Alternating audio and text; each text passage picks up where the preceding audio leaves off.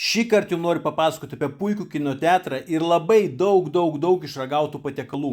Draugų pakviesti Tauragėje į filmą, pagalvojome, kad mus kviečia į kažkokį kultūrnamį, bet kai atvykome į vietą, mums net žandikauliai atvypo. Susimokėję vos po 7 euriukus už asmenį, sukrytome į karališkus minkštasolius ir mėgaudėmėsi užkandukais pažiūrėjome gan gerą lietuvišką filmą. O jau po filmo sekė fiesta kavinėje. Tigrinės krevetės kataifė tešloje labai tiko prie tauriųjų gėrimų. Balto pelėsinio ir ožkos pieno sūrio švelnūs triufeliai buvo tos dienos mūsų kompanijos atradimas. Panašaus švelnumo, be jokių aitriųjų paprikų buvo ir tako su jautiena. Katinienė ir jos draugiai labai patiko jų pasirinktos sriubos.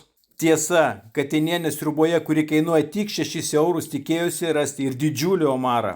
Draugas valgęs aštonkuojį turėjo jam tik vieną priekaištą, jis buvo šiek tiek per daug apšlakstytas aliejumi. O jei kaip ir katinienė mėgstate šiek salstelėjusius padažus, jums turėtų patikti šis antienos patiekalas. Didelių porcijų mėgėjai, matydami man patieką didžiulį kiaulieno šnicelį, dabar turėtų bėgti ir tuštinti namų šaldytuvus. O storapadės mortadela picos aš ne tik turėjau galimybę paskanauti, bet ir gavau galimybę ją sukarpyti. O mūsų damom besimėgaujant desertais pasakiau frazę, kurią dabar norėčiau pakartoti. Su nekantrumu laukiu, kada galėčiau sugrįžti vėl į šią kavinę.